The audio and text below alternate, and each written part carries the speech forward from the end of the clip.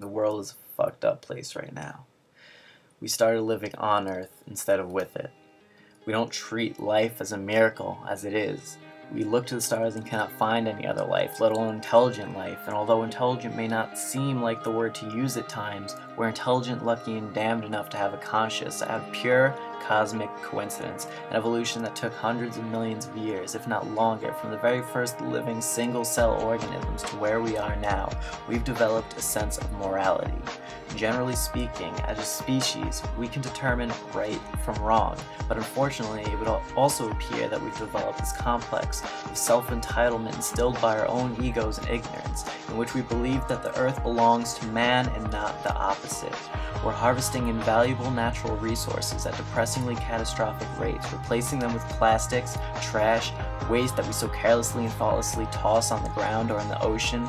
It's gotten to the point that our greed has not only divided us as a planet and a people, but has also gone as far as starting wars, killing hundreds of thousands of innocent people trying to live their own lives with their own families, destroyed as easily as the press of a button and the turn of a key. I know that the concept of starting wars for money seems too far-fetched to be legitimate to most people, and that's exactly why it's worked as well as it has.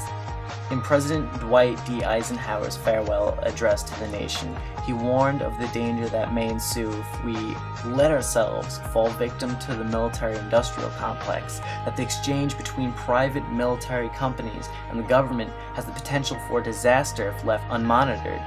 But that's the thing, no one wants to monitor the government. We're grown too comfortable being lazy and letting them do things for us. For the people, by the people. It was set up to be our country, everybody's, and if you want it as badly as I do, take it back with me. Violence overseas is worse now than when George Bush was president, despite what you may have heard, and the government has even admitted recently to giving false statistics supporting the claim that violence has gone down. In many cases throughout history, we call this propaganda. Our rights, as defined by the Constitution, are being infringed upon so heavily that the termination of some altogether wouldn't shock me, and it makes me tear up to even think about. Just last month, the United States sent soldiers to nearly 36 African countries, and we have a military presence in over 150 countries in the world, out of less than 200. The irony in the fact that the president wants to reduce gun violence, but increased it tenfold, is frighteningly hilarious in the way that a bad joke would be. But this is no joke, and no matter how belittled your efforts may feel by those who surround you, you must know right from wrong, that living isn't a higher class privilege, and that no one, I stress no one, has more authority over you in your life than you have. However, you do have a say in your country. Even if you are not of voting age, you can still spread a message, an idea, and you can help be part of changing the world into a better, happier, more peaceful place.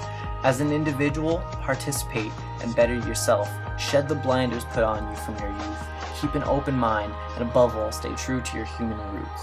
You are not a machine.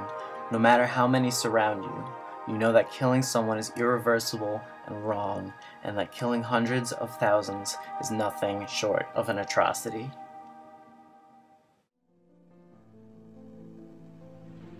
My fellow Americans, this evening I come to you with a message of leave-taking and farewell, and to share a few final thoughts with you, my countrymen. We have been compelled to create a permanent armaments industry of vast proportions. 3.5 million men and women are directly engaged in the defense establishment. The total influence, economic, political, even spiritual, is felt in every city, every state house, every office of the federal government. We recognize the imperative need for this development, yet we must not fail to comprehend its grave implications.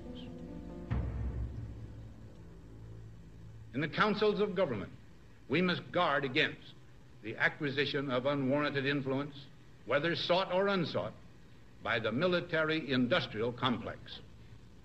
The potential for the disastrous rise of misplaced power exists and will persist. We must never let the weight of this combination endanger our liberties or democratic processes.